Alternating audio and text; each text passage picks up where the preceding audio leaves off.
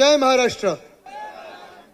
मला कल्पना आहे पाऊस पडून गेलेला आहे, तरी देखील आपण सगळे माझ्यासाठी थांबलेले आहात, वाजे साहेबांसाठी थांबलेले आहात। राहू दे आपलंच आहे, काही प्रॉब्लेम नाही। आणि आज ही विराट सभा इथे संबोधित करत असताना, तुमच्याशी संवाद साधायला आलं असताना मला हाच प्रश्न तुम्हाला विचारायचा आहे की आता मतदानासाठी जेमतेम 2 दिवस राहिलेले आहेत। कोणाला मतदान करायचं हा तुम्ही निर्णय घेतलाय का? इथे महिलांना विचारतो, तुम्ही निर्णय घेतलाय का? निर्णय घेतला असेल तर प्रचाराची गरज आहे का? चला, भाषण संपलं।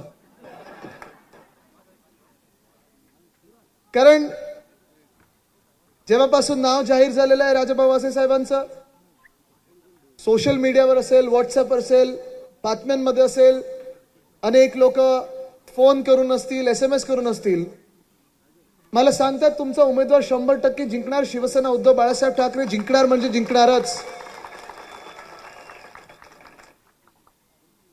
आणि हे सगळं वातावरण जसं मला नाशिकमध्ये दिसत आहे, तसा हा 5वा टप्पा आपल्या महाराष्ट्रातला आहे। कदाचित शेवटचा टप्पा आपल्या महाराष्ट्रातला जरी असला तरी देशात अजून 2 टप्पे मतदानासाठी राहिलेले आहेत। आणि ह्या 5ही टप्प्यांमध्ये महाराष्ट्रात तरी आणि देशभरात देखील मला महाविकास आघाडीचं, इंडिया आघाडीचं वातावरण दिसत आहे। मी तुम्हाला आज लिहून देऊ शकतो, मी काही ज्योतिषी नाही, पण तुम्हाला सांगू शकतो आज की 4 जूनला मोठ्या जल्लोषात केंद्रात आपलं सरकार म्हणजे इंडिया आघाडीचं सरकार बसणार म्हणजे बसणारच। हे तुम्हाला आवर्जून सांगत आहे मी, कारण पुढचे 2-3 दिवस, कारण हे सगळे भाजपवाले जे असतात, मिंदे गँगवाले असतात, जसा हा पाऊस सत्ता पडत आहे तो वेगळा पाऊस पडण्याचा प्रयत्न करतात। तुमच्या घरोघरी येतील, आमिष दाखवतील, छुपा बैठका घेतील। 48 तास जेव्हा बाकी असतात निवडणुकीच्या तेव्हा बरोबर येतील, कारण हा पहिल्या 4 टप्प्यांचा आमचा अनुभव आहे।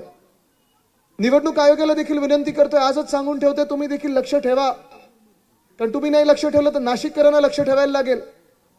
कोण कुठे पैसे वाटप करताना सापडला तर नाशिक करते जे काही करायचं ते करतील, त्याच्या आधी तुम्ही त्यांना पकडा।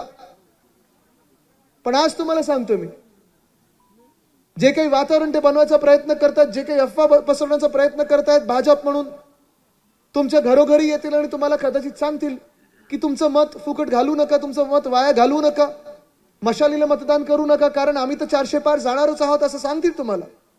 आणि जर असं तुम्हाला येऊन सांगितलं की आम्ही 400 पार जाणार आहोत, तुम्ही त्यांना विचारा 400 काय, 300 काय, 200ला तुम्ही कसे गाठत आहात हे आम्हाला घरी बसून जरा सांगा।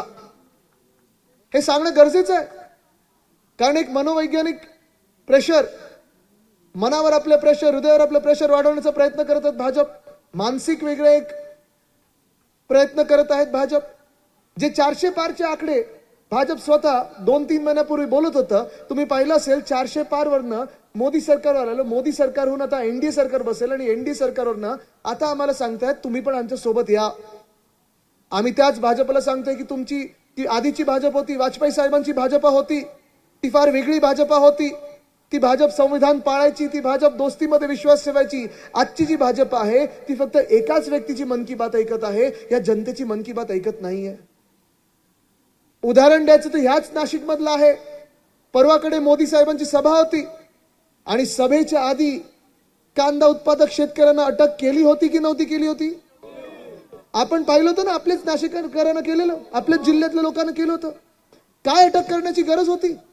जर 10 वर्षात तुम्ही खरोखर काम केलं असेल, शेतकऱ्यांसाठी काम केलं असेल, शेतकऱ्यांचं उत्पन्न दुप्पट करण्यासाठी काम केलं असेल, तर अटक करण्याची काय गरज होती? मंचावर बोलून घ्यायला पाहिजे होतं, जसं तुम्ही मित्र पक्षांना बोलून घेता। जर काही मित्र पक्ष उरले असतील तर, आणि त्याच मित्र पक्षांसारखं शेतकऱ्यांना मंचावर बसवून विचारायला पाहिजे होतं की काय नक्की तुमची अडचण आहे, काय नक्की त्रास आहे, मी तुम्हाला कशी मदत करू शकतो। फरक तुम्ही पहा असा आहे, आपल्या सभेमध्ये कोणी 50 खोके बोलल्यानंतर मी स्टेजवरनं सांगणार नाही पोलिसांना त्याला जाऊन अटक कर, पण भाजपची सभा असेल, मिंदेंची सभा असेल तर हमखास तुमच्या दारी पोलीस येतील, ED येतील, IT येतील, CBI येतील। आपल्या सभेत कोणी शेतकरी बांधव उठून काही मागून बोलायचं असेल, आपण कोणाला अडवणार नाही, त्यांना बोलू देणार। पण मोदी साहेबांची सभा असेल, भाजपच्या नेत्यांची कोणाची सभा असेल, मिंदेंची कोणाची सभा असेल, तर त्याला गप्प बसवण्याचा प्रयत्न होतो। आणि हाच जो विषय आहे तो फार महत्वाचा आहे, कारण हा विषय आपल्यापर्यंत पोहोचवणं गरजेचं आहे. कारण हे लक्षात घ्या, ही जी भाजप आहे, आत्ताची जी भाजप आहे, तिला हुकुमशाही आपल्या राज्यात आणायची, आपल्या देशात आणायची आहे. आपल्या देशाचं संविधान बदलायचं. आणि हे मी नाही सांगत आहे, नुसतं भीती निर्माण करण्यासाठी मी सांगत नाही की भाजपला संविधान बदलायचं आहे. भाजपचे अनेक नेते, अनेक कार्यकर्ते, अनेक उमेदवार, अगदी आपल्या महाराष्ट्रात पंकजाताई मुंडे देखील बोललेले आहेत की त्यांना संविधान बदलायचं आहे, भाजपला संविधान बदलायचं आहे आणि म्हणून त्यांचा 400 पार पाहिजेत. पण 400 पार जे काही वातावरण बनवण्याचा प्रयत्न होता, आज तुम्ही त्यांना विचारा, तुमच्या घरी आले तर घरी बोलवा, त्यांना आत घ्या, चहा द्या, पोहे द्या आणि त्यांना विचारा की तुम्ही 400 पार कसे येणार हे आम्हाला सांगा. कारण 400 पार मध्ये तुम्हाला अख्ख्या देशात मोठ्या संख्येने जिंकणं गरजेचं असतं. आज आपण पाहतोय दक्षिण भारत असेल, दक्षिण भारतात चित्र असं झालेलं आहे, ते 110 सीट मधून 130 सीट मधून 10 पण भाजपाचे येतील का ही शंका तर निर्माण झालेली आहे. कारण दक्षिण भारताने भाजपाला नाकारलेला आहे. ना तेलंगणामध्ये भाजपची सीट आहे, ना कर्नाटकामध्ये, ना आंध्र प्रदेशमध्ये, ना केरळमध्ये, ना तामिळनाडूमध्ये. सगळे बोलतात एक ही भूल कमल का फूल. आता नाही करणार असं सांगितलं. प्रश्न पडतो मग आपल्याला, उत्तर भारत काय करणार, मध्य भारत काय करणार, ईशान्य भारत काय करणार. आणि एक एक राज्य जर आपण निवडायला गेलो, एक एक राज्याचा आढावा जर घ्यायला गेलो आपण, तर आपल्या सर्वांना चित्र माहिती स्पष्ट झालेलं आहे. जे माझ्याच वयाचे तेजस्वी यादव आहेत, बिहारमधून लढत आहेत. काल परवाकडेच मी त्यांच्याशी फोनवर चर्चा करत होतो, त्यांची तब्येत विचारत होतो. कारण दिवस रात्र ते मेहनत करतात. आपण शिवसैनिक म्हणून कशी मेहनत करतो तसेच ते मेहनत करत आहेत. व्हीलचेअरवर बसलेले आहेत, कारण दिवसाला 10-10, 12-12 सभा होतात त्यांच्या. आणि त्यांनी मला सांगितलं की कमीत कमी 15 ते 20 जागा घेऊन, ज्यांची एक जागा होती, आरजेडीची 2019ला एक जागा होती, ते देखील बोलत आहेत. तिकडचे स्थानिक पत्रकार असतील, अधिकारी बोलत आहेत की राष्ट्रीय जनता दल म्हणजे तेजस्वी यादव हे कमीत कमी 15 ते 20 सीट घेऊन दिल्लीकडे रवाना झालेले आहेत. दिल्लीमध्ये चित्र तर एकदमच भयंकर आहे. भाजपाला हा अंदाज होताच की केजरीवाल साहेब जर जेलमधून बाहेर आले तर भाजपाचा सुपडा साफ होणार आहे. तुम्ही लिहून घ्या, केजरीवाल साहेबांना जी बेल मिळालेली, कारण कोणीतरी काहीतरी आरोप करायचा, उचलून आत टाकायचं, हे जे प्रयत्न आहेत, जे राजकीय नेत्यांसोबत आज होत आहेत, तडीपारीच्या नोटीस असतील, आज जाण्याच्या नोटीस असतील, ह्या सगळ्या नोटिसा ज्या आज आपल्यासाठी काढल्या जात आहेत, उद्या सामान्य नागरिकांसाठी काढल्या जातील भाजपकडून. आणि तशीच एक नोटीस, तशीच एक जेलची नोटीस केजरीवाल साहेबांसाठी काढली होती, त्यांना देखील आत टाकलं होतं. सर्वोच्च न्यायालयाने त्यांना बाहेर काढलं बेलवर. आणि आपण पाहताय त्याचा परिणाम हा आहे की दिल्लीमध्ये 7च्या 7 जागा आम आदमी पार्टी आणि काँग्रेस पक्ष काढणार आणि जिंकणार म्हणजे जिंकणार. पंजाबमधले सगळ्या जागा आपण पाहतोय आम आदमी पार्टी जिंकत आहे. हरियाणामध्ये देखील परिवर्तनाचे वारे वाहू लागलेले आहेत, काँग्रेसचा तिथे चांगला परफॉर्मन्स होणार आहे. उत्तर प्रदेशमधून जिथे आपल्याला वाटायचं की 80 पैकी 80 जागा या भाजप जिंकत आहे, उत्तर प्रदेशमध्ये देखील भाजप 50च्या पुढे जात नाही. आणि गंमत तुम्हाला ही सांगतो मी की ज्या जम्मू आणि काश्मीरमध्ये भाजपने आपल्याला 5 वर्षापूर्वी सांगितलं होतं की आता सुख शांती समृद्धी येईल, आमचं राज्य आलेलं आहे, 370 कलम काढलेलं आहे. 370 कलम काढण्याचा आम्हाला देखील आनंद आहे, आम्ही पण तो सण साजरा केला होता. पण आज 5 वर्ष होऊनही काश्मीरी पंडित पुन्हा एकदा काश्मीरमध्ये जाऊ शकले नाहीत. आणि तिकडची जी भाजप आहे त्यांना तिथे उमेदवार सापडत नाहीयेत. काश्मीरमधून 2 जागा ज्या आहेत त्या भाजप लढतच नाहीये. तुम्ही मला सांगा, जर भाजपने एवढं काम केलं असेल, खऱ्या अर्थाने इथं काश्मीरचा विकास केला असेल, तर लडाखमध्ये काय किंवा काश्मीरमध्ये काय, दिल्लीमध्ये काय, कुठच्याही विरोधी पक्षाला आत टाकण्याची गरज काय होती, कोणाला नोटीस काढण्याची काय गरज होती. तसंच महाराष्ट्रात आपण पाहतोय जिथे जिथे जात आहेत मोदी साहेब, जिथे जिथे भाजपच्या सभा होत आहेत, कधी कोणाला अटक करा, कधी कोणाला नोटीस काढा. कल्याणमध्ये गेले, शिवसैनिकांना आत टाकलं. इथे आले, कांदा उत्पादक शेतकऱ्यांना आत टाकलं. तुम्ही मला सांगा, जी व्यक्ती 10 वर्ष बहुमताचं सरकारवर काम करत आहे, जी भाजपा 10 वर्ष आपलं सरकार म्हणून काम करत आहे, लाभार्थी कोण ऍक्टर्स आहेत त्यांचे फोटो दाखवत आहे, तुम्ही मला सांगा त्या सरकारने कोणाला अटक करण्याची गरज आहे का? नाही येऊ शकत. पण 10 वर्ष झाली भाजपा सरकारची, 10 वर्ष झाली केंद्र सरकारची. आज आपल्याला हा विचार करायचा आहे महाराष्ट्र म्हणून की पहिला, दुसरा, तिसरा, चौथा टप्पा झाल्यानंतर 5व्या टप्प्याचं मतदान जेव्हा होत आहे, जे पहिल्या, दुसऱ्या, तिसऱ्या आणि चौथ्या टप्प्यात झालेलं आहे, तसंच आपण महाविकास आघाडीला मतदान करणार आहोत की नाही. कारण पहिल्या 4 टप्प्यांमध्ये हमखास लिहून देतो, जास्तीत जास्त जागा आपली महाविकास आघाडी म्हणजे इंडिया आघाडी जिंकत आहे. जिथे शिवसेना उद्धव बाळासाहेब ठाकरे पक्ष, तिथे तो पक्ष, राष्ट्रवादी काँग्रेस शरदचंद्र पवारांचा पक्ष असेल तो पक्ष, आणि काँग्रेस जिथे लढत आहे तिथे त्या जागा आपण जिंकत आहोत. याचं कारण एकच आहे, संपूर्ण महाराष्ट्रात आज एकच प्रश्न विचारला जात आहे की गेल्या 10 वर्षामध्ये आपण महाराष्ट्र म्हणून जेव्हा जेव्हा भाजपला मतदान केलेलं आहे, आपल्याला काय मिळालं. विचार करा आपल्याला काय मिळालंय. ना मराठवाड्याला काही मिळालंय, ना विदर्भाला काही मिळालंय, ना उत्तर महाराष्ट्राला काही मिळालंय, ना पश्चिम महाराष्ट्राला काही मिळालंय, ना कोकणाला काही मिळालंय. आज सगळे आपले जे जिल्हे आहेत 36 जिल्हे आपण विचार करतो, अरे तिथे काहीतरी मिळालं असेल, मला काय मिळालं, मला काय मिळालं, हा प्रश्न जो आहे तो प्रत्येक जिल्हा, प्रत्येक तालुका, प्रत्येक मतदारसंघ विचारत आहे की भाजपला आम्ही डोक्यावर बसवलं, आमचं नुकसान झालं, कोणाचं या महाराष्ट्रामध्ये फायदा झालाय. या नाशिकचाच विचार करायचं झालं तर 2017च्या निवडणुकीत कोणी इथे आलेलं, ओरडून ओरडून सांगितलेलं की आम्ही नाशिकला दत्तक घेऊ.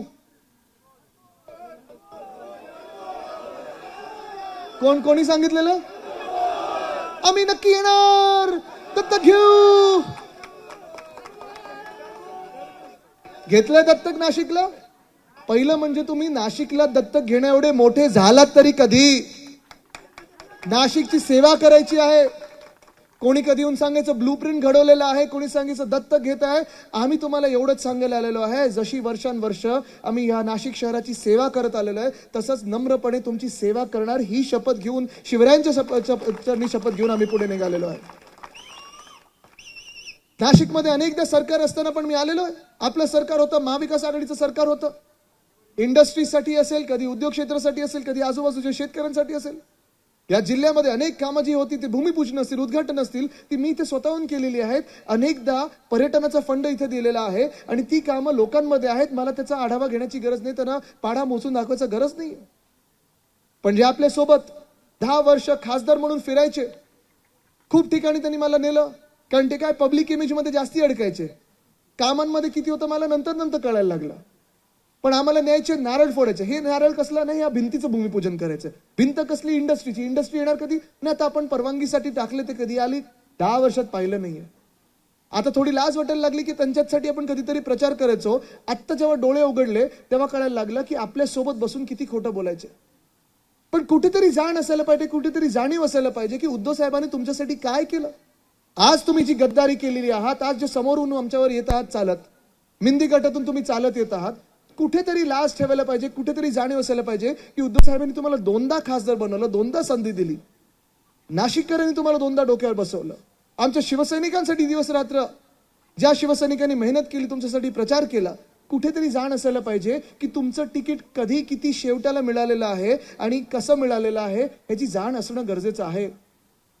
पण आज आपण पाहत आहोत या नाशिकमध्ये जी लढाई सुरू आहे, असं म्हटलं जातं, कोणीतरी म्हटलं होतं, मला प्रश्न विचारलं होतं, शिवसेना विरुद्ध शिवसेना, शिवसेना विरुद्ध शिवसेना मुळीच नाहीये. आज ही जी लढाई आहे ती शिवसेना उद्धव बाळासाहेब ठाकरे पक्ष विरुद्ध गद्दार गँग अशी ही लढाई आहे. ही जी लढाई आहे ती शिवसेना उद्धव बाळासाहेब ठाकरे पक्ष विरुद्ध महाराष्ट्र संपायला जे निघालेले आहेत अशी ही लढाई आहे. ही लढाई शिवसेना उद्धव बाळासाहेब ठाकरे पक्ष विरुद्ध जे महाराष्ट्र द्वेष्टे आहेत अशी लढाई आहे. ही लढाई शिवसेना उद्धव बाळासाहेब ठाकरे पक्ष विरुद्ध जे संविधान बदलायला निघालेले आहेत ही लढाई आहे.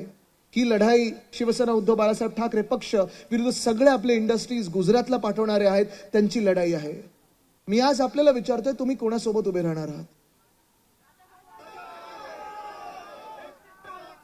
पुढचे 2 दिवस महत्वाचे ठरतील, कारण 2 दिवसामध्ये आपल्याला अनेक आमिष दाखवली जातील. व्हॉट्सअपवर वेगळ्या वेगळ्या बातम्या फिरवल्या जातील, धर्माच्या नावावर फिरवलं जाईल, जातीच्या नावावर तुम्हाला मतं मागितली जातील, कोणाच्या चेहऱ्याच्या नावावर मतं मागितली जातील, काही तुम्हाला वेगळी वेगळी गोष्टी सांगितल्या जातील, गमती जमती दाखवल्या जातील, वचनं केली जातील, पॅकेज दिलं जाईल असं मोठं. नाशिकला आम्ही एवढे कोटीचं पॅकेज देतोय, तेवढ्या कोटीचं पॅकेज देतोय. आपण ह्याला बळी पडणार आहात का? कारण तुम्ही पहा, 10 वर्ष, आणि मी परत सांगतो तुम्हाला, 10 वर्ष जी भाजपची होती, आपण विचार करा आपल्याला काय मिळालं. आपण 2014ला एनडीए मध्ये होतो, भाजपसाठी आपण मतदान केलं, त्याच्या आधी प्रचार केला होता. 2019ला देखील आपण पुन्हा फसलो होतो. आपण त्याच एनडीए मध्ये गेलो होतो, त्यांच्यासाठी प्रचार केला होता, त्यांना मतदान केलं होतं. पण नंतर बघायला मिळालं प्रत्येक ठिकाणी विश्वासघात आणि विश्वासघात होता. आणि हा विश्वासघात देशासोबत होत चाललेला आहे. हा विश्वासघात काय झालं तिथे? काय नाही ना? ठीक आहे. हा विश्वासघात देशासोबत होत चाललेला आहे, कारण आत्ता ह्या केंद्र सरकारचे डोळे उघडलेले आहेत आणि केंद्र सरकार म्हणतंय, निर्मलाताई सीतारामन जे आपल्या देशाच्या अर्थमंत्री आहेत त्या म्हणतात की आता 10 वर्षानंतर आम्ही जे सरकार चालवलं, आम्हाला सापडले की या देशात 4 प्रमुख जाती आहेत. पहिली जात आहे शेतकरी, असं त्यांनी शोध लावलाय. दुसरी जात त्यांनी लावल्या शोध महिला, तिसरी जात युवा आणि चौथी जात गरीब. आपण विचार करा, ह्याच्या 4 जाती आहेत, 4 वर्ग आहेत. हे काय 10 वर्षानंतर आता उगवलेत की आधीपासूनचे हे सगळे 4 वर्ग आहेत? आपल्या देशात पहिल्यापासून शेतकरी आहेत ना, युवा आहेत ना, महिला आहेत ना, गरीब आहेत ना. मग आत्ता निर्मलाताईंना दिसलं की ह्या 4 जातींची आम्हाला सेवा करायची आहे. मग 10 वर्ष तुम्ही कोणाची सेवा केली? 10 वर्ष हे सरकार कोणासाठी चाललं? सूटबूट बरोबर आहे, सूटबूटचं सरकार होतं. काही ठराविक उद्योगपत्यांसाठी हे सरकार चाललं, काही ठराविक नेत्यांसाठी हे सरकार चाललं. एका व्यक्तीची मन की बात आपण ऐकत राहिलो. पण आज तुम्हाला विचार करायचा आहे की आपलं कोण कधी ऐकणार? या 4 जातींचा जर आढावा घ्यायचा असेल, या 4 वर्गांचा आढावा घ्यायचा असेल, तर इथे शेतकरी वर्ग कोण आलाय का? शेतकरी बांधव कोण आहेत का? जरा हात वरती करा. आलेत ना तुम्ही सगळे? तुम्ही मला सांगा, आपण ह्या 5 वर्षाचाच आढावा घेऊया. 5 वर्षच आपण पाहूया. पहिली 5 वर्ष, त्याच्यात 2.5 वर्ष आपला कार्यकाळ आणि नंतरची 2.5 वर्ष ह्या मिंदे सरकारचा कार्यकाळ. आपल्या कार्यकाळामध्ये उद्धव साहेबांनी जे वचन दिलं होतं की 2 लाखापर्यंत ज्या ज्या शेतकऱ्यांची कर्ज आहेत ती कर्जमुक्त आम्ही करणार म्हणजे करणार, ती झाली ना कर्जमुक्त? मला तुम्ही सांगा, 2-2.5 वर्षामध्ये जेव्हा जेव्हा उद्धव साहेब मुख्यमंत्री होते, जिथे जिथे फिरायचे, अशा कुठच्या शेतकऱ्यांची अटक झाली होती का? शेतकऱ्यांना वाटायचं ना की आपला कुटुंब प्रमुख मुख्यमंत्री म्हणून बसलाय. जेव्हा जेव्हा आपल्यावर आपत्ती आली, मग अवकाळी पाऊस असेल, गारपीट असेल, सततचा लागणारा पाऊस असेल, मदत झाली की नाही झाली? कोविडच्या काळात देखील 2020 साली देखील 14,500ची मदत, 14,500 कोटीची मदत आपण या महाराष्ट्रातल्या शेतकरी बांधवांना देऊ शकलो. कारण आपण त्याच साफ मनाने काम करत होतो, स्वच्छ मनाने काम करत होतो की शेतकरी आपला अन्नदाता आहे आणि आपली भूमिका ही नेहमी राहिलेली आहे की अन्नदाता देवो भव. आज आपण पाहतोय गेल्या 2.5 वर्षामध्ये तुम्ही मला सांगा, केंद्रीय कृषी मंत्र्याचं नाव आपल्या कोणाला माहितीये का? पाहिलंय का कधी महाराष्ट्रात त्यांना? चला, राज्यातले कृषी मंत्र्याचं नाव माहितीये का तुम्हाला? 2 कृषी मंत्री 2 वर्षात झाले आहेत. माहितीये कोणाचं नाव? कधी पाहिले आपल्यामध्ये? कधी नाही पाहिलंय. मग गारपीट होते, कधी काही अडचण असू दे, कधीही लोक आले नाहीत. आपल्याला सांगतात आता ई पंचनामे करा, आता ई जिओ टॅगिंग करा, हे करा ते करा, पण कधीही 1 रुपयाची मदत आली नाही. कर्जमाफी पण जी आपण केली, तर आपण माफी बोलत नाही, आपण शेतकऱ्यांना माफ करूच शकत नाही. कारण शेतकरी हा आपला देव आहे. शेतकरी आपल्याला माफ करू शकतो, आपली जशी वागणूक त्यांच्या प्रती असते. पण फडणवीस साहेबांनी सांगितलं होतं आम्ही कर्जमाफी करू. ती होर्डिंगवर कर्जमाफी ऐतिहासिक वगैरे दिसली असेल, पण काय काय त्याला अटी शर्ती होत्या. कधी पंटूला आणा सोबत, कधी पंजोबांना सोबत आणा, कधी काकाला घेऊन या, कधी 5 बोटं दाखवा, कधी 2 बोटं दाखवा. उद्धव साहेबांनी एका बोटावर कर्जमुक्ती करून दाखवली. पण आजची परिस्थिती दिसत आहे आपल्या देशामध्ये. 2 वर्षापूर्वी जसे शेतकरी बांधव आपले हरियाणातले असतील, उत्तर प्रदेशमधले असतील, पंजाबमधले असतील, जे दिल्लीकडे मोर्चा घेऊन गेले होते, तसेच शेतकरी पुन्हा एकदा मागच्या महिन्यामध्ये सगळे तिकडचे शेतकरी बांधव दिल्लीकडे मोर्चा घेऊन गेले होते. त्याच शेतकरी बांधवांना दिल्लीच्या बॉर्डरवर अडवलं गेलं. त्याच शेतकरी बांधवांच्या रस्त्यामध्ये मोठे खिळे ठोकले गेले. त्याच शेतकरी बांधवांवर भाजप सरकारने लाठीचार्ज केला. त्याच शेतकऱ्यांवर भाजप सरकारने गोळीबार केला. त्याच शेतकऱ्यांवर ह्याच ड्रोन मधून अश्रुधूर सोडला. आज मी या शेतकरी बांधवांना विचारत आहे, तुम्ही ह्या भाजपला किंवा मिंदी गटाला कधी मतदान करू शकाल का? ज्या शेतकऱ्यांना हेच भाजप अर्बन नक्सल बोलते, माओवादी बोलते, अतिरेकी बोलते, तुम्ही ह्या भाजपला आणि मिंदी गटाला कधी मतदान करू शकणार आहात का? जी भाजपा जेव्हा स्वतःचे प्रधानमंत्री, आपल्या देशाचे प्रधानमंत्री नाशिकमध्ये येतात आणि कांदा उत्पादक शेतकऱ्यांना अटक करतात, आवाज त्यांचा दाबून टाकतात, त्या भाजपला, त्या मिंदी गटाला तुम्ही कधी मतदान करणार आहात का? करू शकणार आहात का? हे पाप आपण करू शकणार आहोत का? नाही करू शकत. नाही करू शकत. कारण आपल्यावर अत्याचार करणाऱ्याला जर आपण पुन्हा एकदा डोक्यावर बसवलं, तर मग ब्रिटिशांचं राज्य आणि हे भाजपचं राज्य काय फरक याच्यात दिसतो आपल्याला? अत्याचार अत्याचार अत्याचार किती सहन करत जायचा अत्याचार? महाराष्ट्रामध्ये होत चाललेलाच आहे अत्याचार. पण या देशामध्ये कुठचंही राज्य असो, शेतकऱ्यांवर अत्याचार हे भाजपचा एक प्रमुख चेहरा झालेला आहे. जिथे जिथे शेतकरी आहेत आणि जिथे जिथे भाजप आहे, तिथे शेतकऱ्यांवर अत्याचार होत चाललेला आहे. पण जो दुसऱ्या वर्गाची जे शोध लावलेला आहे निर्मलाताईंनी, महिला, आज इथे मोठ्या संख्येने महिला आल्या आहेत. मला वाटतं जवळपास 50%हून जास्ती महिला या इथे मैदानात दिसत आहेत. मला, मी तुमचं खास कौतुक करतो.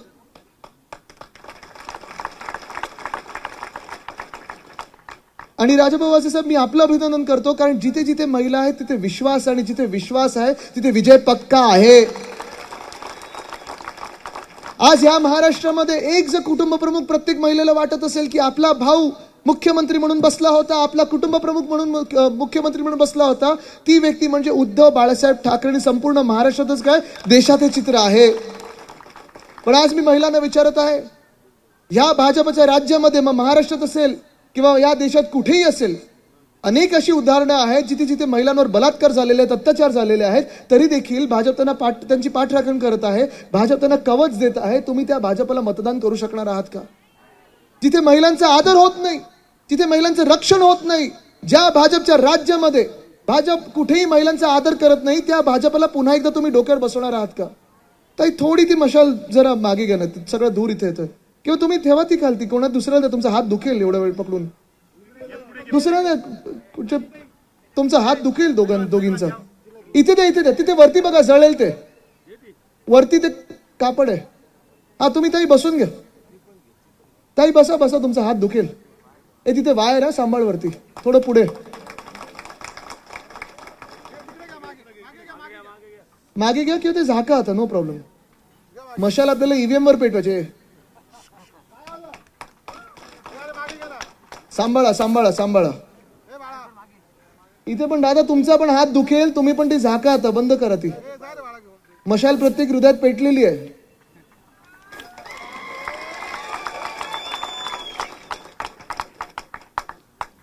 तर सांगण्याचा मुद्दा हा होता की अनेक जी उदाहरणं आहेत, आपल्या देशभरातली उदाहरणं आहेत. आता इथून कोणीतरी मणिपूरचा उल्लेख केला, म्हणजे आपले प्रधानमंत्री महोदय आपण पाहतोय, सांगतायत की आम्ही इकडे युद्ध थांबवलं, पापाने इधर वॉर रुकवा दी आणि उधर वॉर रुकवा दी. आज मणिपूर शांत झालेलं नाहीये, 370 दिवसहून जास्ती झालेले आहेत. मणिपूरमध्ये महिलांना कसं तिथे तुम्ही पाहताय, काय अत्याचार चालू आहेत, काय जुलम चालू आहेत तिथे. आणि हे सगळं होत असताना आपण भाजपचा आवाज, एकही भाजपचा आवाज मणिपूर बद्दल बोलताना ऐकलाय का? आज ते कर्नाटकामध्ये आपल्याला माहिती, तो प्रज्वल रेवण्णा नावाचा राक्षस आहे. त्या राक्षसाने कमीत कमी 2 ते 3 हजार महिलांचा छळ केलेला आहे, बलात्कार केलेला आहे. ते करत असताना व्हिडिओ क्लिप काढलेले आहेत, पसरवलेलं आहे.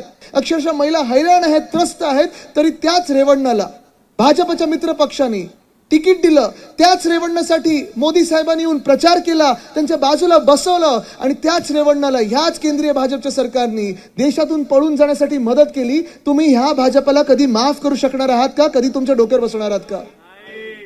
आज आपण पाहतो या महाराष्ट्रामध्ये देखील 2 असे राक्षस आहेत जे मंत्रिमंडळात बसलेले आहेत. एक मंत्री आहेत ज्यांनी सुप्रियाताई सुळे यांना घाणेरड्या शिव्या दिल्या टीव्हीवर जाऊन. 1 मिनिट विचार सोडून द्या की त्या राज्यसभेच्या किंवा आता लोकसभेच्या खासदार आणि भावी खासदार आहेत. 1 मिनिट विचार सोडून द्या की त्या महिला नेत्या आहेत, पण महिला तर आहेत ना. अनेकदा ज्यांनी शिवी दिलेली आहे, घटनाबाह्य मुख्यमंत्र्यांनी त्यांना लाथ मारून काढून टाकायला पाहिजे होतं मंत्रिमंडळातून. त्याला मांडी लावून बसतात. दुसरे बरोबर आहे, नाही गद्दार, त्यांचा अडणं सत्तर नाही, गद्दार आहे. दुसरे मंत्री असे आहेत ज्यांना आपल्याच काळात त्यांच्यावर आरोप झाले होते अत्याचाराचे आणि बलात्काराचे. उद्धव साहेबांनी त्यांना 1 मिनिटात राजीनामा द्यायला लावला आणि हकालपट्टी केली होती.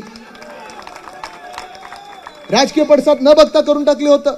पण ज्या मिनिटाला खोके सरकार आपल्या डोक्यावर बसलं, पुन्हा एकदा यांना शपथ द्यायला लावली आणि पुन्हा एकदा मंत्री बनवलेले आहे. तुम्ही अशा मिंदे सरकारला डोक्यावर बसवणार का? बसू शकणार आहात का? अहो, ज्या राज्यामध्ये आपण पाहतोय, दक्षिण मध्य मुंबईमध्ये पण अजून एक रेवण्णा मिंदी गाठ्यातूनच उभे आहेत. तसेच सगळे त्यांचे कारनामे आहेत. हे सगळं प्रकरण चालू असताना इकडे पण अनेक क्लिपा व्हायरल झालेल्या आहेत. मला त्या क्लिपांमध्ये जायचं नाही, पण हाच प्रश्न हा राहतो की जे भाजप, जी मेंदे सरकार, जी वृत्ती आपल्या राज्यात आणत आहे, जी वृत्ती, जी मानसिकता आपल्या देशात बनवत आहे, ती एवढी भयानक आहे. साधं उदाहरण तुम्हाला द्यायचं, सगळ्यात वाईट उदाहरण द्यायचं म्हणजे काही वर्षांपूर्वी एका बिल्किस नावाच्या बाईवर, एका महिलेवर बलात्कार झाला होता. तोच बलात्कार होत असताना त्या बलात्कारी लोकांनी तिच्या 3 वर्षाच्या मुलीला डोकं ठेचून चिरडून तिच्या समोर मारून टाकलं होतं. सुप्रीम कोर्टाने सजा सुनावली, जन्मठेपेची सजा दिली. जेलमध्ये होते हे सगळे बलात्कारी लोक, हे राक्षस जेलमध्ये होते. पण भाजपचा प्रचार करण्यासाठी गुजरातमध्ये ह्याच राक्षसांना भाजपच्या सरकारने कोर्टाचा अवमान करून जेलमधून बाहेर काढलं, आरती ओवाळली, गळ्यात हार टाकले आणि प्रचाराला फिरवलं. याशी भाजपा तुम्हाला मान्य आहे? याशी भाजपा आपल्याला मान्य आहे? आपल्याला जी संस्कृती वंदनीय हिंदू सम्राट बाळासाहेब ठाकरेंनी दिलेली आहे ती हीच आहे की बिल्किस बानोची जातपात धर्म कुठचाही असो, आणि ते बलात्कारांचा जातपात धर्म कुठचाही असो किंवा रेवण्णाचा जातपात धर्म कुठचाही असो, बलात्काराची आणि महिलेची जातपात धर्म न पाहता महिलांचा आदर झालाच पाहिजे आणि बलात्काराला भर चौकात फाशी झालीच पाहिजे. ही शिकवण आपल्याला वंदनीय हिंदू सम्राट बाळासाहेब ठाकरेंनी नेहमीच दिलेली आहे. आणि म्हणून मी आज महिला वर्गाला विचारत आहे, इथे जे आता निर्मलाताई बोलत आहेत की आम्ही ह्यांची सेवा करणार आहे, या बलात्कारांना, या अत्याचारांना तुम्ही कधी मतदान करू शकणार आहात का? या रेवण्ण राक्षसाला कधी तुम्ही मतदान करू शकणार आहात का? नाही करू शकत आपण. जसं महिला मतदान करणार नाहीयेत, शेतकरी बांधव भाजपला आणि मिंदे गटाला मतदान करणार नाहीयेत, तिसरा वर्ग जो ज्यांनी शोध लावलेला आहे या भाजपच्या सरकारनी, तो म्हणजे युवा आहे. युवाचं किती बोलायचं, काय सांगायचं? सगळी जबाबदारी आपल्या खांद्यावर असते असं प्रत्येक वेळी सांगितलं जातं की आता युवाच देश चालवणार, युवा ही आगे देश को लेके जा सकता है. पण त्या युवाचा आवाज ऐकते तरी कोण? आपण पाहतो कोणी काही युवा बोलला की भाजपला बोलतात अरे हा तर बाळीश आहे, हा असं आहे, हा तसा आहे. आज युवा तुम्हाला विचारत आहे, महाराष्ट्रातला युवा तरुण तरुणी विचारत आहेत तुम्हाला की आमच्यासाठी तुम्ही भाजपवाल्यांनो काय केलं? जसं महाविकास आघाडीच्या काळात आपण पाहत होतो, शेतकऱ्यांची मदत आपण करत होतो, महिलांचा आदर आपण राखत होतो, महिलांचं रक्षण त्यांच्याच हातात असतं. कारण महिला जसं सरस्वती देवी आणि लक्ष्मी देवी असतात तसं त्यांच्यात दुर्गा देवी पण असतेच, भवानी माता पण असतेच प्रत्येक महिलेत. पण आज आपण पाहतोय भाजप अनादर महिलांचा करत आहे.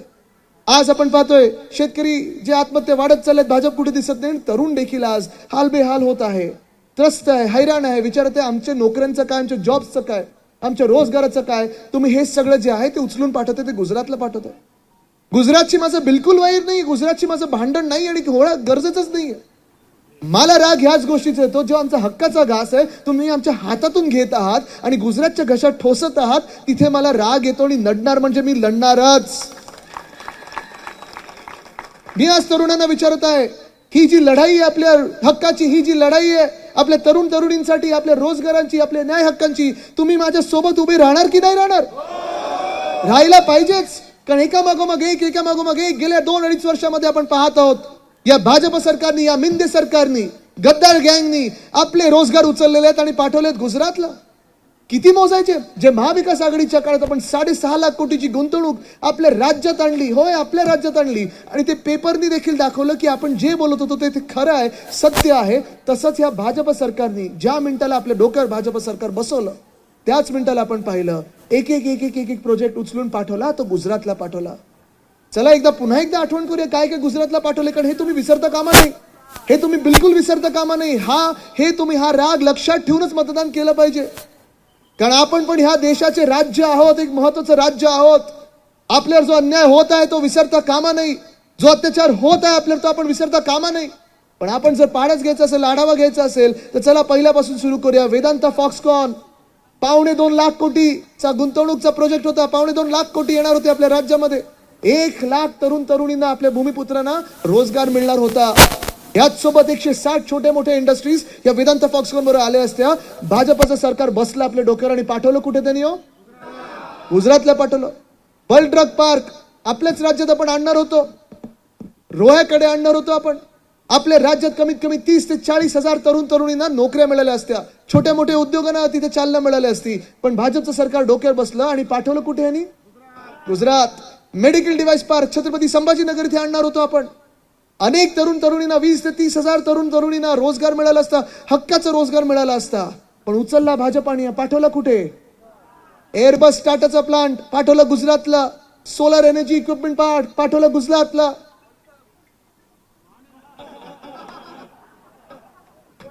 प्रचाराची गरज नाहीये, सगळं माहिती आहे सगळ्यांना. महानंद देखील गुजरातच्या हातात दिलेला आहे. टेस्ला देखील गुजरातमध्ये जाणार आहे आणि वर्ल्ड कपची फायनल आपल्या पंढरी वानखेडेमध्ये होणार होती, क्रिकेटच्या पंढरीत, ती देखील पाठवली गुजरातला. हे पुत्रप्रेम नाहीये?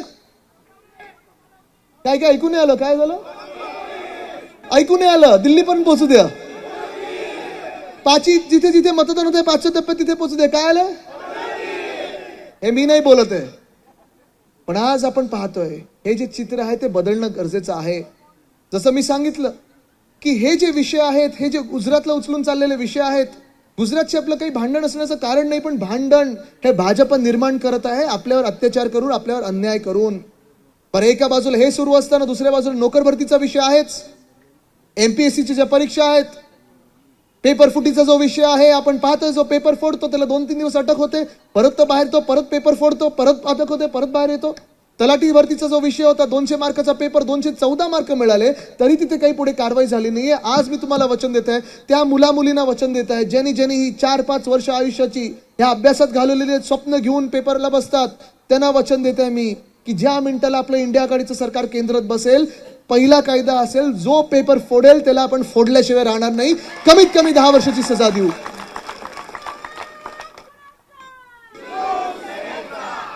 माझ्या महाराष्ट्रातल्या तरुण तरुणींना तुम्ही हैराण करताच कसं?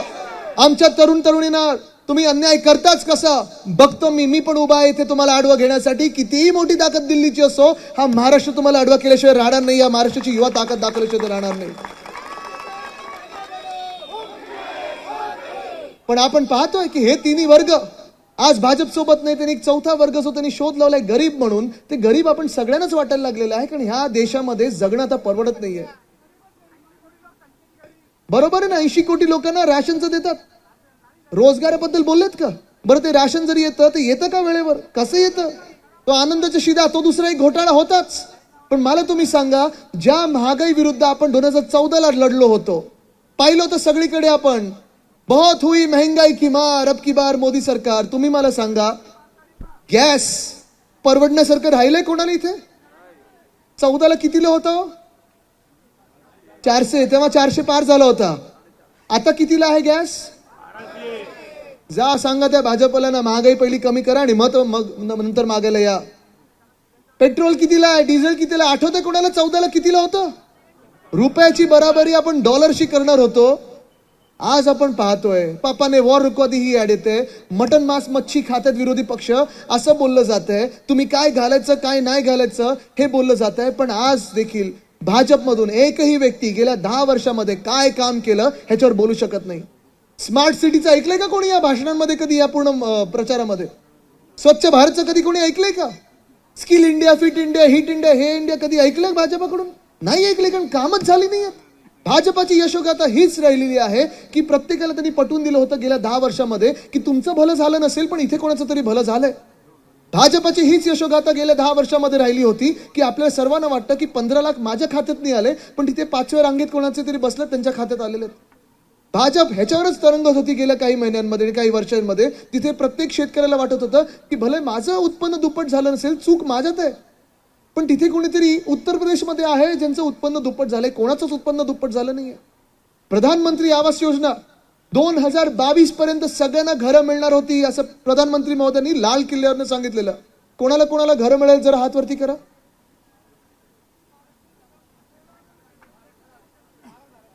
कोणाला मिळालेत? नाही मिळाले. अनेक वचनं अशी आहेत जी भाजपने दिली. 14 मध्ये त्याला जुमला म्हणून सांगितलं. जुमल्याचं आता ब्रँडिंग केलंय गॅरंटी म्हणून.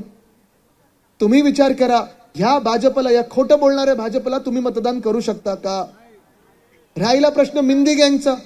थोड्या दिवसाचं काहीतरी आहे त्यांचं. आता निवडणुकीनंतर दुकान बंद होणार आहे मिंदे गँगचं. पण आज मी तुम्हाला विचारतोय, ज्यांनी गद्दारी केली, जे डरपोक आहेत, जे स्वतः पळून गेले होते गुजरातला, सगळे उद्योग पळवत आहेत गुजरातला, अशा मिंदे गँगला, अशा गद्दारांना, अशा बाप चोरांना, अशा पक्ष चोरांना आपण नाशिकमध्ये डोक्यावर बसवणार आहात का? ही निवडणूक फार महत्वाची आहे. कदाचित आपल्याला वाटेल ही साधी निवडणूक आहे. साधी निवडणूक नाहीये. ही निवडणूक आपल्या देशासाठी करो या मरो आहे, डू ऑर डाय आहे, हे लक्षात घेणं गरजेचं आहे. ही निवडणूक तुमच्या आवाजाबद्दल आहे. ही निवडणूक तुमच्या न्याय हक्कांबद्दल आहे. ही निवडणूक आपल्या महाराष्ट्राच्या आवाजाबद्दल आहे. ही निवडणूक महाराष्ट्रावर अन्याय जे करतात त्यांच्या विरोधात लढण्यासाठी आहे. आणि ही निवडणूक डॉक्टर बाबासाहेब आंबेडकरांनी जे संविधान लिहिलंय त्या संविधानाच्या रक्षणासाठी आहे. विषय सोपा आहे, विषय स्पष्ट आहे, आपल्या डोळ्यासमोर आहे तो विषय. अनेक भाजपाच्या उमेदवारांनी बोलून झालेलं आहे, भाषणातून सांगून झालेलं आहे की त्यांना 400 पार ह्याच्यासाठी पाहिजे की महामानव डॉक्टर बाबासाहेब आंबेडकरांनी जे संविधान लिहिलेलं आहे त्या संविधान बदलण्यासाठी त्यांना पाहिजे, कारण त्यांना स्वतःचं संविधान लिहायचं आहे. भाजपला स्वतःचं संविधान लिहायचं. मी खोटं बोलत नाही. लोकशाही संपवण्याचं काम जे आहे ते महाराष्ट्रातून सुरुवात केलेली त्यांनी. तुम्ही पहा, जेव्हा आपला पक्ष चोरला गेला, 40 गद्दार, डरपोक गद्दार जेव्हा गुजरातला पळाले, ते लबाड जे बसलं होतं राहुल नार्वेकर साहेबांचं, पक्षाचे त्यांना दिले ना धनुष्यबाण आणि जे काही द्यायचं होतं त्यांना दिलं की नाही दिलं? हे संविधानाच्या विरोध आहे. हे डॉक्टर बाबासाहेब आंबेडकरांचा अपमान आहे, संविधानाचा अपमान आहे. आज आपल्या राज्यामध्ये 30हून अधिक शहरं, नाशिक असेल, मुंबई असेल, ठाणे असेल, पुणे असेल, अनेक ठिकाणी नगरसेवकाची निवडणूक होऊ दिली नाही, महापौरांची निवडणूक होऊ दिली नाही. हा लोकशाहीचा घात आहे. पुणे असेल, चंद्रपूर असेल, हरायची भीती भाजपला बसली होती आणि म्हणून तिथे दीड वर्ष खासदारकीची पोट निवडणूक होऊ दिली नाही. हे लोकशाहीचा धोका आहे, घात आहे. या घातपाताला तुम्ही हातभर लावणार आहात का, आज मी तुम्हाला इथे सवाल करायला आलेलो आहे. आपण करू शकत नाही, हे पाप आपण करू शकत नाही. कारण डॉक्टर बाबासाहेब आंबेडकर जे महामानवाचे संविधान आपल्याला लिहून दिलेलं आहे, 75 वर्ष जो देश आपला चालत आलेला आहे त्या संविधानाप्रमाणे चालत आलेला आहे. आणि तुम्हाला आजही सांगतो मी, आपल्या देशातला सर्वात मोठा धर्मग्रंथ म्हणजे आपलं संविधानच असायला पाहिजे, कारण तेच आपल्याला अधिकार देतं आपला आवाज बुलंद करण्यासाठी.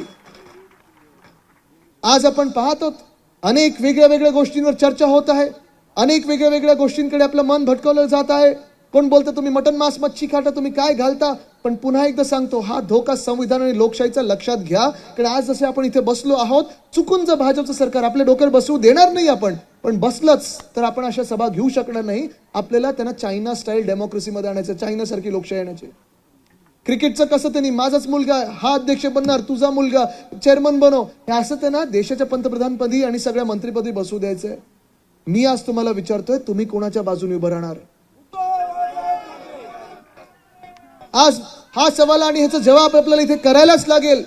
पुढच्या 48 तासात जेव्हा मतदान आहे, तुम्ही त्या भाजपला मतदान करणार जी भाजप संविधान संपवायला निघाली आहे, की तुम्ही मशालीला मतदान करणार. तुम्ही त्या भाजपला मतदान करणार ज्याला लोकशाही मारून टाकायची, की तुम्ही मशालीला मतदान करणार. तुम्ही त्या भाजपला मतदान करणार ज्यांना राग आहे महामानव डॉक्टर बाबासाहेब आंबेडकरांबद्दल, की तुम्ही मशाली मतदान करणार. तुम्ही त्या भाजपला मतदान करणार ज्यांनी छत्रपती शिवाजी महाराजांचा जिरेतोपाचा अपमान केला आणि गुजरातला पळवून, तुम्ही त्या भाजपला मतदान करणार की मशालीला मतदान करणार. तुम्ही त्या भाजपला मतदान करणार, त्या मेंदीकटाला मतदान करणार ज्यांनी गद्दारी करून गुजरातला पळून गेले, की तुम्ही मशालीला मतदान करणार. तुम्ही डरपोक गद्दारांना मतदान करणार की मशालीला मतदान करणार. तुम्ही शेतकऱ्यांवर अत्याचार करणाऱ्या लोकांना मतदान करणार की मशालीला मतदान करणार. तुम्ही महिलांवर बलात्कार करणाऱ्या लोकांना मतदान करणार की मशालीला मतदान करणार. तुम्ही या महाराष्ट्राचा द्वेष मनात ठेवून महाराष्ट्रातून उद्योग पळून लावणाऱ्याला मतदान करणार की मशालीला मतदान करणार. तुम्ही महाराष्ट्र लुटणाऱ्यांना मतदान करणार की मशालीला मतदान करणार. तुम्ही गद्दारीला मतदान करणार की मशालीला मतदान करणार. जर मशालीला मतदान करायचं ठरवलं असेल तर सगळ्यांनी जरा टॉर्च दाखवा, मला फोन मधले टॉर्च काढून दाखवा.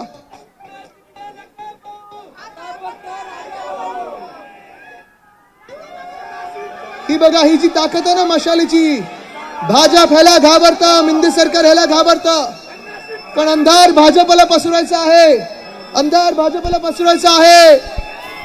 पण आपण मतदान करायचं तर आपलं चिन्ह कुठचं, आपलं चिन्ह कुठचं. एबीपी माझा, उघडा डोळे बघा नीट.